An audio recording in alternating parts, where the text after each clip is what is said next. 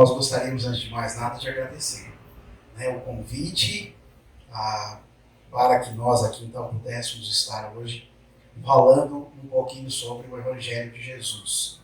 Né? Um tema bastante oportuno, bastante necessário para que nós possamos nos colocar em reflexão. Né? Dias de muitas tribulações nós temos passado, né? Período difícil, e nada melhor do que acalentar os nossos corações com uma passagem do Evangelho de Jesus que nos trata a lei de amor. Muito bem, é sempre necessário que a gente então faça alguns recortes para que a gente possa balizar o tema e depois então nos colocar a reflexão. Quando nós tratamos da lei de amor, nós precisamos entender e voltar à criação divina. O conceito de Deus para nós, a causa primeira de todas as coisas. Né? Deus onipotente, onipresente, onisciente, mas a parte que nos mais interessa nesse momento é que Deus é soberanamente bom, justo e misericordioso. E toda a sua obra pautada, então, em amor. Absolutamente toda a sua obra e toda a sua criação traz como pedra balizar, traz como viga mestra a lei de amor. O amor em sentimento mais sublime. Não o amor que nós conhecemos. Esse não. Não o amor que nós ainda experimentamos, e nós vamos falar um pouco adiante. Mas o amor verdadeiro. O amor fraterno, o amor solidário, o amor incondicional. É desse amor que nós estamos falando. A força, ou a maior força propulsora que nós temos em todo o universo. Essa palavra chama-se amor. Essa força é o amor. Fonte da qual nós podemos nos apropriar. Fonte da qual nós podemos beber fartamente, se assim o quisermos. Mas é preciso que entendamos. Então, quando nós trazemos a estrutura da criação, é possível entender então que tudo o que nos toca e que é obra divina é revestido de amor. Nós, na estrutura da criação, simples e ignorantes, como todos, sem privilégio algum, já denota a justiça divina, já denota a sua bondade para conosco. Não nos cria uns privilegiados em detrimento de outros. E nos possibilita o caminhar. Então, desde o exato momento da nossa criação, sujeitos à lei divina do progresso, que anda de mãos dadas absolutamente com a força propulsora do amor. Não há como falarmos em progresso sem falarmos em amor. E esse entendimento nos coloca em rota, então, se quisermos, segura.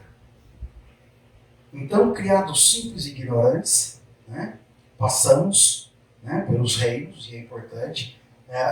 Não me atentei à pergunta, alguém vem a casa a primeira vez? A esta casa ou a uma casa espírita? A esta. Então, você?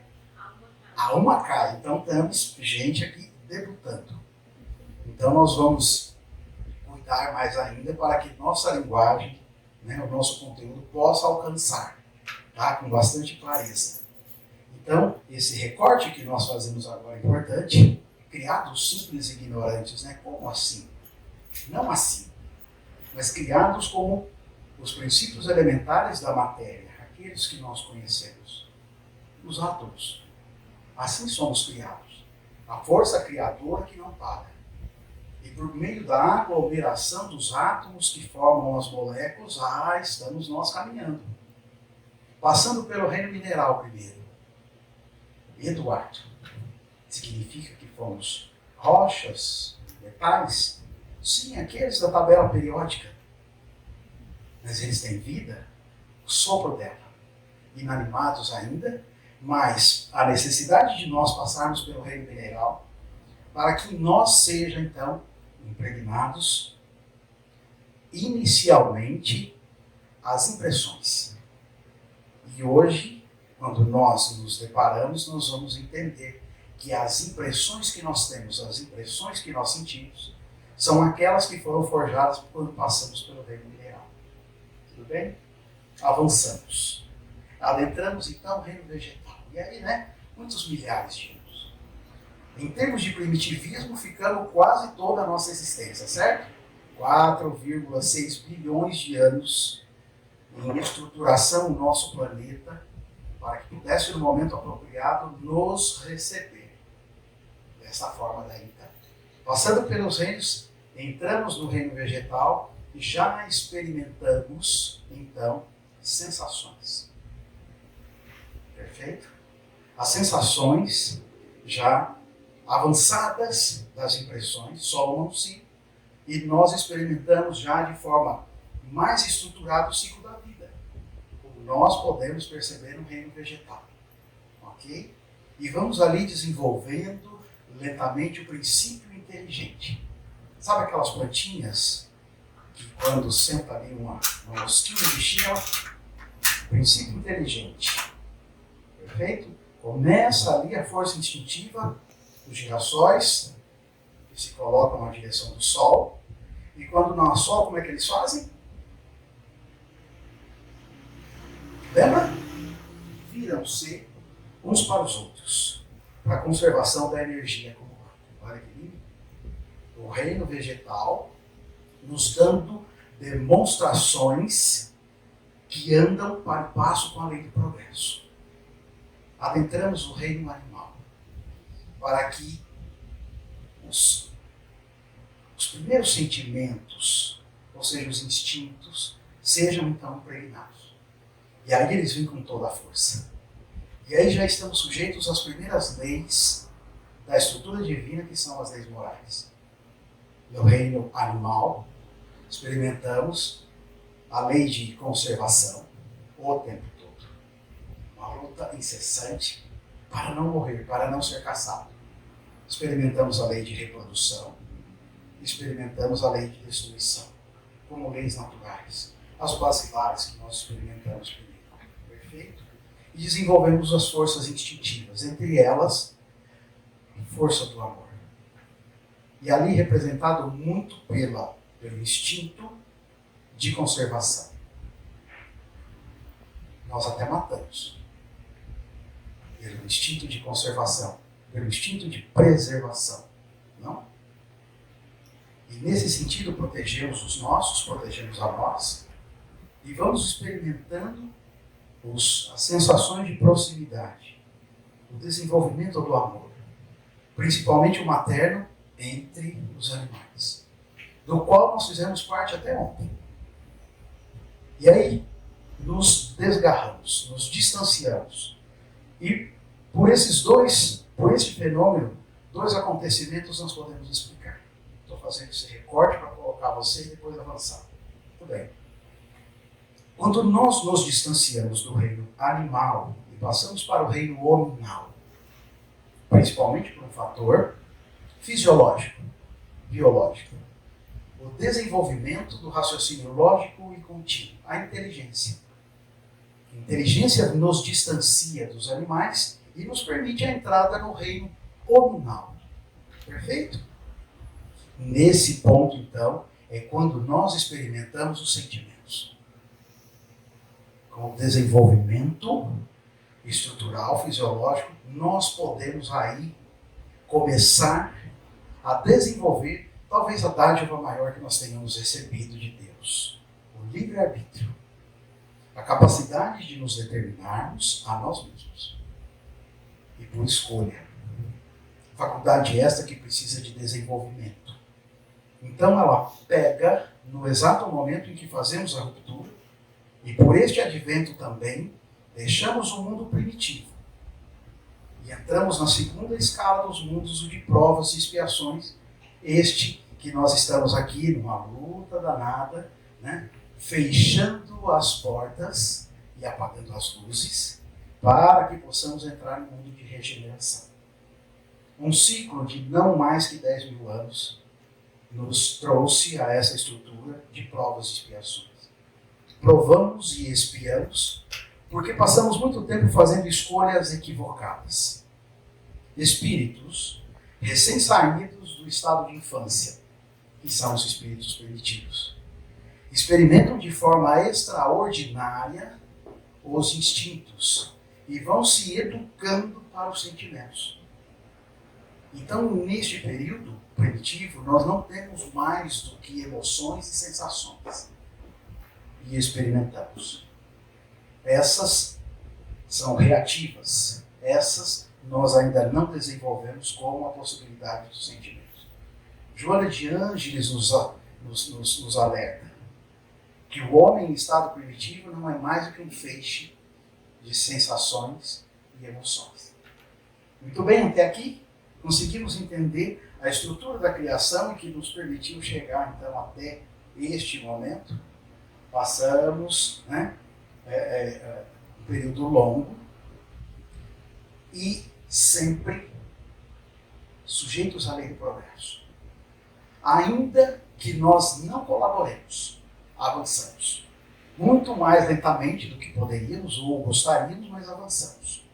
Mas quando nós, despertados e no melhor uso das nossas faculdades, podendo colaborar com a obra da criação, então nós avançamos mais rápido.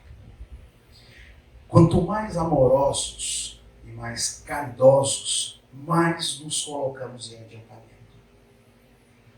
Com a pequena possibilidade que nós temos de entendimento ainda da lei de amor. Ok. Recém-saídos então do estado de infância, experimentamos, quando estávamos sujeitos à primeira das revelações divinas. E a primeira delas chama-se Moisés. Moisés tem o caráter da sua vinda, o caráter da sua revelação. Toda revelação só é uma revelação quando ela tem o compromisso com a verdade. Isso não é uma fantasia.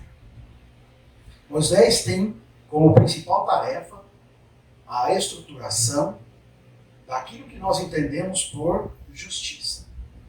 Aquilo que nós entendemos por as primeiras noções de direito. É Moisés quem nos apresenta. E a força das leis divinas que perduram até hoje, os 10 mandamentos. E também tem a tarefa de nos apresentar um Deus único. E imaginem a tarefa de Moisés quando recebe uma sala de aula com espíritos saídos do estado de infância. Precisava pôr ordem. Estava meio bagunçado.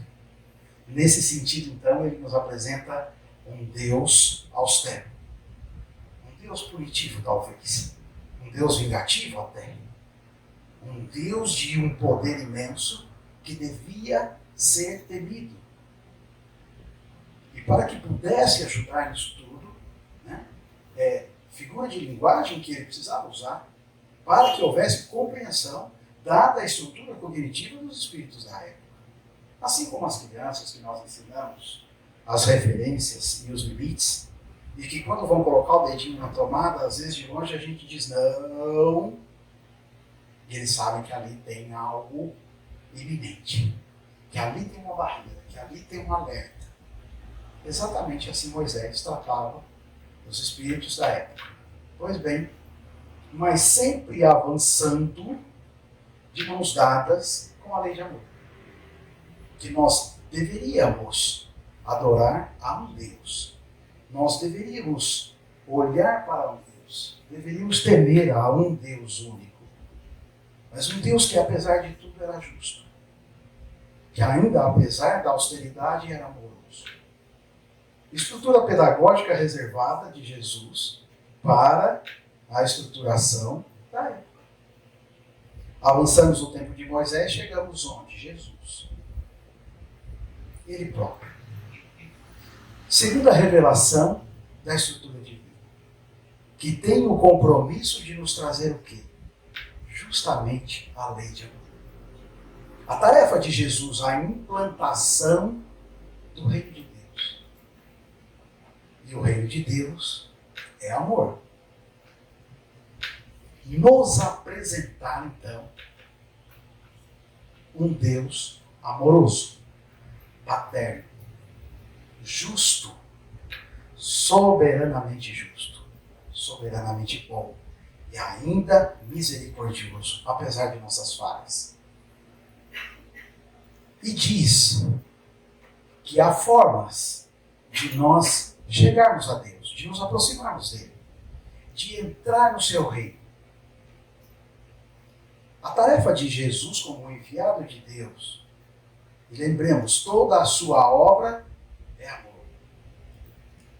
Nos manda um enviado com a tarefa da implantação da lei de amor.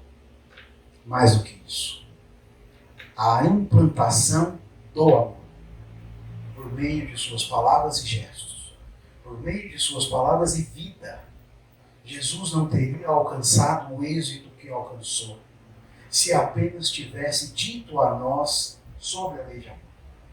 Jesus viveu cada ato seu, cada pensamento, cada gesto, cada olhar. Era a representação máxima do amor. Dado o melhor exemplo de um Espírito encarnado entre nós, para que nós pudéssemos tomá-lo como modelo. Na dúvida, a gente segue Jesus. Na dúvida, a gente ora para Jesus. Caminho, verdade e vida. Jesus é o caminho mais seguro que nós temos para a implantação do reino de Deus. Onde, Angélica, a gente implanta o reino de Deus? Dentro de nós. O melhor lugar. O lugar mais precioso.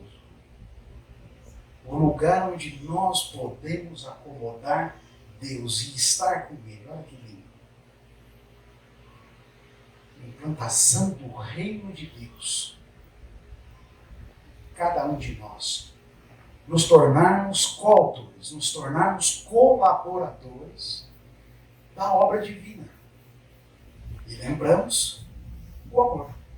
O amor fraterno. O amor universal. O amor que nos permite enxergar em cada um de nós uma possibilidade do exercício da caridade. Lembra do livre-arbítrio? Se nós quisermos. E essa talvez seja a maior dádiva.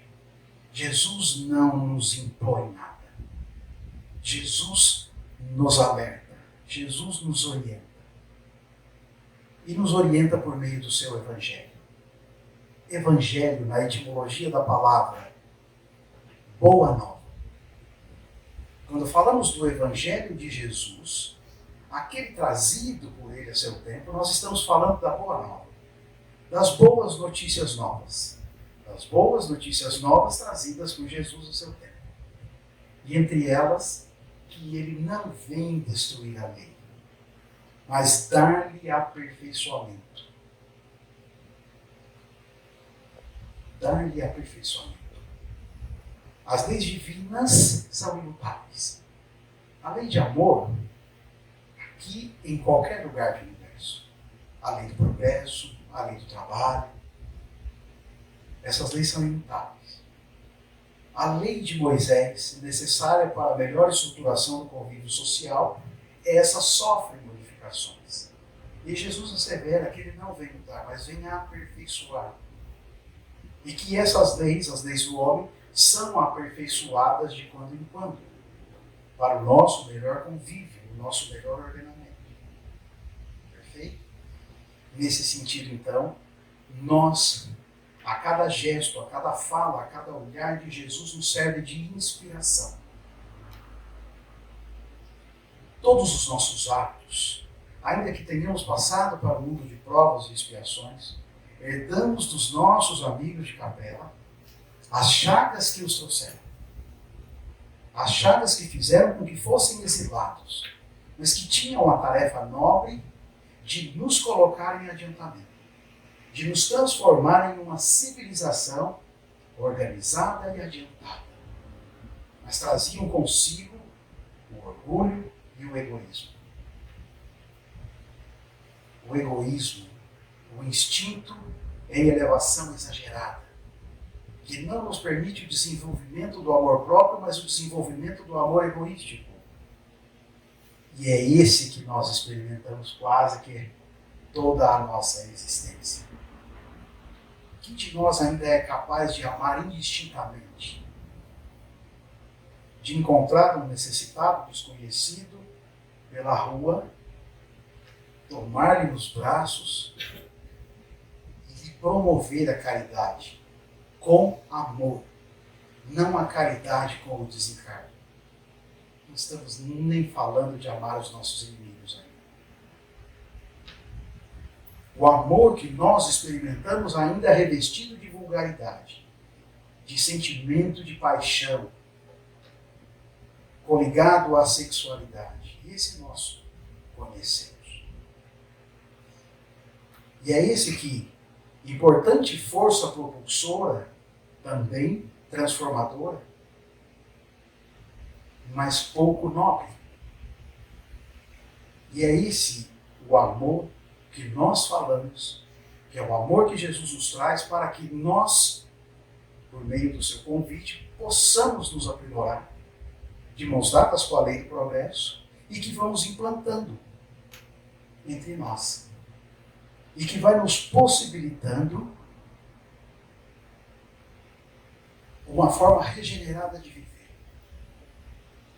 O convite que Jesus nos faz para que a gente nasça de novo. Todos os dias. Santo Agostinho nos dá dicas de como fazer. Todos os dias, ao final do dia, deitado, em sua cama, passa em revista todos os seus atos do dia. E rever se fez todo o bem que poderia, se deixou de ofender aqueles que, porventura, o insultaram. Esta análise que o permitia, todos os dias, renovar a sua proposta de melhorar-se um pouquinho,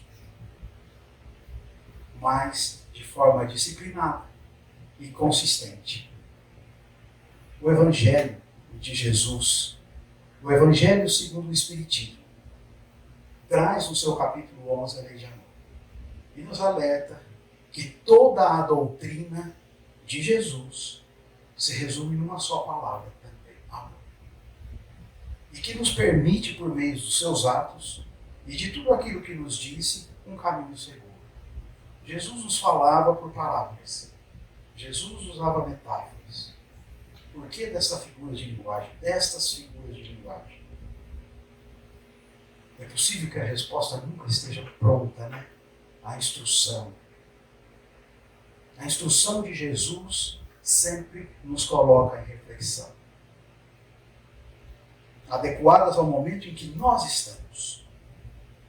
Se a gente tomar a leitura, parece que ele falou hoje à tarde conosco, e não lá atrás. E a sua fala sempre nos coloca a pensar, a refletir. E tomar as ações melhores sempre, se nós quisermos. Jesus não nos traz uma palavra de ordenamento. Então, quando nós olhamos para as dificuldades todas que nós atravessamos, ainda porque vivemos num mundo de provas e expiações, quando olhamos para tanta gente que diz que a vida não é justa com quase todos, não é isso? Porque ela parece ser justa apenas com aqueles que têm posse, não? Com aqueles que têm saúde, com aqueles que têm perfeição física. Todos os outros parece que a vida não foi justa. Mas quando nós entendemos a justiça divina, quando nós conseguimos entender o conceito da reencarnação, então fica tão claro. Sempre foi conosco, tá? Sempre. Lembra? Criados simples e ignorantes, todos. E que pudemos, em determinado momento, começarmos a fazer o uso do nosso livre-arbítrio, lembra? Mas que ainda espíritos em estado de infância, não sabíamos direito. E o uso equivocado nos traz débitos, que às vezes não podem ser resgatados, quitados, numa única passagem encarnatória. Aí nós trazemos então os 5 princípios do Espiritismo. A crença em Deus é o primeiro. A pluralidade das existências, a reencarnação, as múltiplas vidas, a pluralidade dos mundos habitados que anda de mãozinhas dadas, as muitas moradas na casa de meu Pai, como coloca Jesus, para que nós possamos, assim como vamos à escola, passarmos pelas séries. E os mundos habitados, os planetas, são as nossas escolas, que avançam também. Nós avançamos, a nossa escola avança. E aí nós temos o 4º princípio, que é qual? O 4º princípio. A crença em Deus, pluralidade das existências, pluralidade dos mundos habitados. A encarnação já é o 2º. O 4º? Oi? Me ajudem.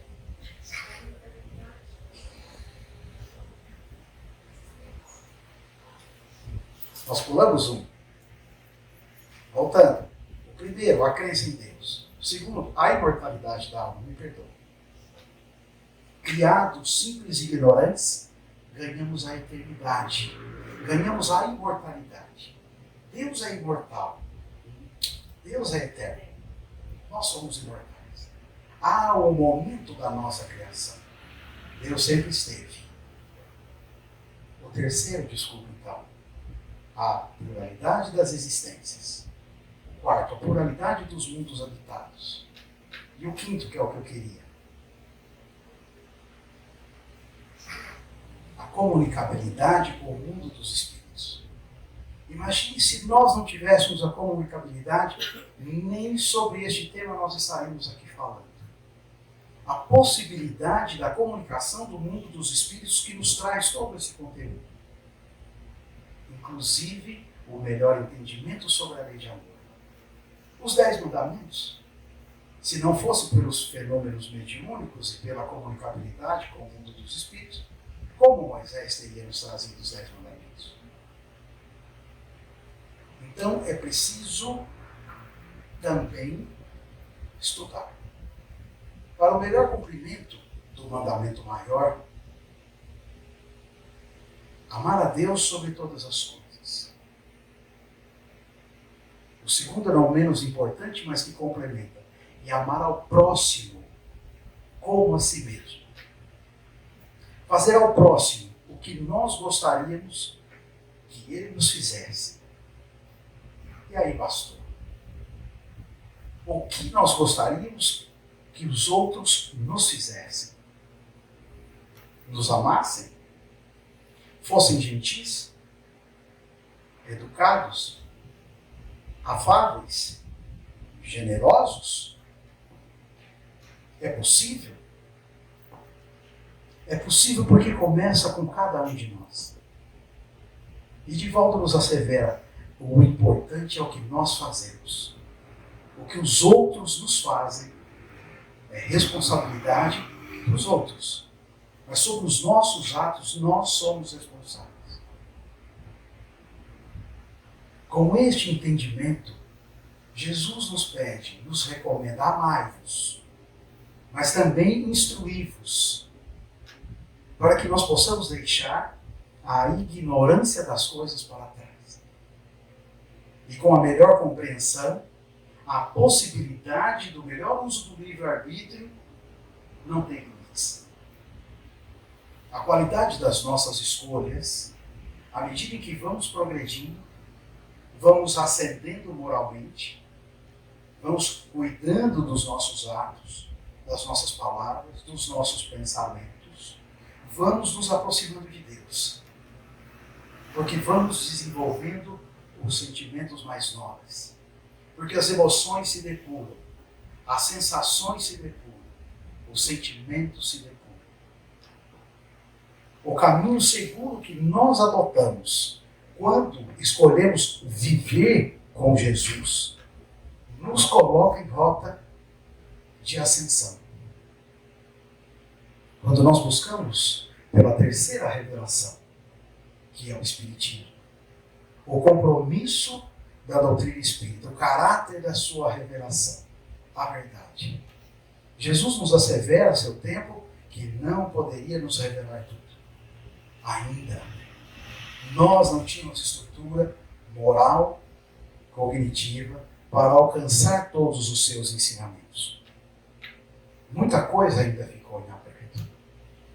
Para que pudesse, então, adiante, o Espírito de verdade, ou o Espírito da verdade, nos trazer ainda aquilo que nos faltava.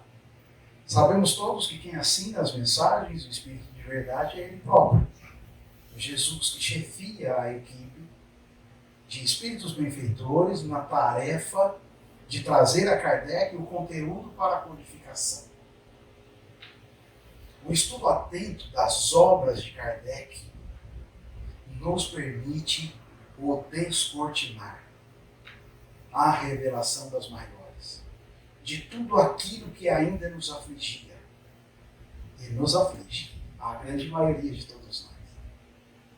Saber de onde a gente vem seria uma dúvida sua, meu querido? De muitos. Onde a gente está? Por que a gente está? Por que tanta dor? Por que tanto sofrimento que parece que por mais que a gente trabalhe não passa? Por que o trabalho nos parece castigo? Por que o trabalho nos parece penoso? Para onde a gente vai? Onde está a tal felicidade? O estudo atento da doutrina espírita nos permite este esclarecimento de forma não dogmática. O conteúdo está para leitura, estudo e reflexão. E pode nos servir de consolo. E esse consolo pode nos levar à libertação.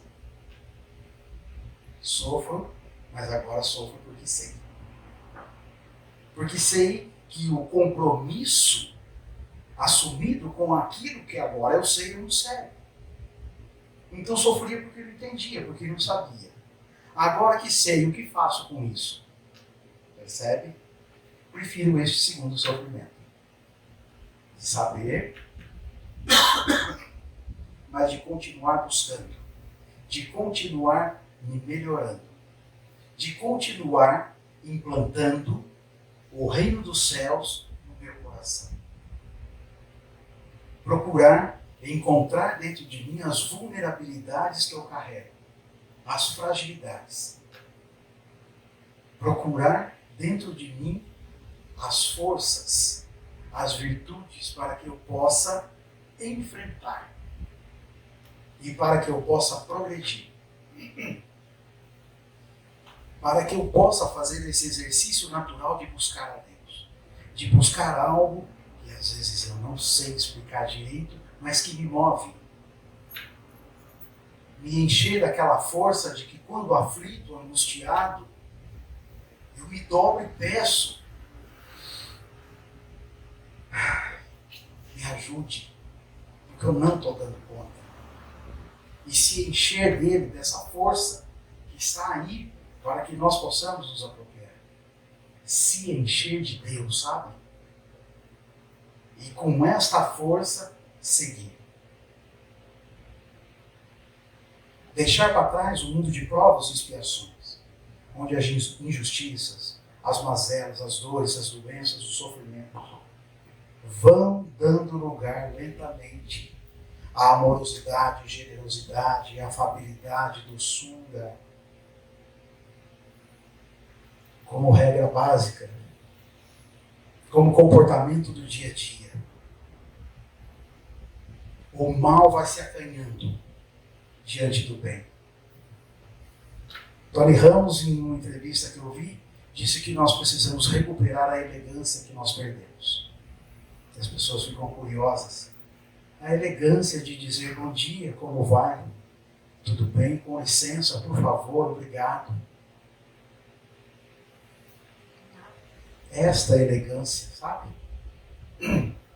Que nos encanta e nos faz tão bem e que foi aí então se perdendo. Tomar o Evangelho, assumir a sua obra, assumir o seu papel na obra da criação, evoluir-se, instruir-se, encher-se de amor, espalhar. Mas é preciso que a gente busque o desenvolvimento do amor próprio, em primeiro lugar. Não é pensar em si, como equivocadamente temos feito. Porque agora eu tiro tudo que é tóxico, né? Tudo que eu entendo por tóxico, e agora eu vou pensar só em mim. Não. É conhecer-se. O convite, conheça-te a ti mesmo. Entenda aquelas perguntas que nós fizemos. De onde eu venho? Onde eu estou? Por que estou? Por que sofro? Sou grato por tudo que tenho, inclusive o sofrimento, que é fruto do meu plantio. E se sofro, é porque talvez tenha plantado equivocadamente. Mas Deus é justo, bom e misericordioso. E me permite colher o que plantei, para que possa experimentar. E se não gostar, que não plante de novo, que melhore a qualidade do plantio. As nossas dores todas são fruto do que plantamos. Deus nos permite a colheita, aos poucos. Nos permite a reparação. Nos permite o resgate. Nos permite, por meio de tudo isso, o entendimento que a escolha do caminho do amor é a melhor, a mais segura. E esse nós escolhemos. Mas o caminho da dor nos encontra. O caminho da dor nos escolhe. Como processo pedagógico do nosso progresso. De todos nós, infalivelmente. E isso é maravilhoso quando nós alcançamos compreensão. Porque podemos desenvolver a resiliência, capacidade de envergar e não quebrar. E a resignação. Sorrir e ser grato com tudo isso. Jesus, no Sermão do Monte, nos dá as dicas de como viver feliz, lembra? Bem-aventurados os aflitos, bem-aventurados os mansos, bem-aventurados os puros de coração, os misericordiosos, bem-aventurados, felizes os que, na etimologia. Felizes os aflitos, aqueles que têm sede do entendimento, da justiça, aqueles que buscam, aqueles que não se conformam, aqueles que não se contentam. Esses são os aflitos, porque querem algo melhor e vivem lutando. Bem-aventurados os mansos, porque herdarão a terra. Bem-aventurados os pacíficos, serão chamados os filhos de Deus. A felicidade está na caminhada. A felicidade, agora moda, está na jornada. E o caminho é Jesus. Implementado o reino de Deus nos nossos corações e tomando Jesus como nosso modelo, não há como falhar. Pode demorar um pouquinho. A tarefa da implantação do mundo de regeneração, a abertura das portas do mundo de regeneração é nossa. As pessoas de bem. E os espíritas por conhecimento, Thais. Sabe o vós sois o sal da terra, Angélica, e a luz do mundo? É para você, minha amiga. É para nós espíritas que temos o entendimento do que é o sal da terra, é o nosso trabalho no bem. A luz do mundo, o Evangelho de Jesus, que nós espalhamos. Ide e evangelizai a todas as gentes. Encontre-se, descubra quem você é. E com amor, vá e leve o Evangelho de Jesus. Seja um exemplo você. Para que nós possamos participar da implantação do mundo de regeneração. Instruí-vos para que haja segurança nas suas palavras. Para que haja responsabilidade. Para que você tenha condições de consolar todos aqueles que de qualquer maneira aflita chegam até você. Calma, meu irmão. Isso também passa. Dessa forma, nós gostaríamos então de trazer um pouquinho da lei de amor, para que nós pudéssemos renovar os nossos votos, cada um no seu íntimo, e ao sair do nosso encontro de hoje, pudesse renovar consigo mesmo o deixar para trás esse homem velho e todos os dias fazer nascer em você um homem novo, renovado, cheio de esperanças, de amorosidade, mais elegante, com mais doçura, com mais afabilidade.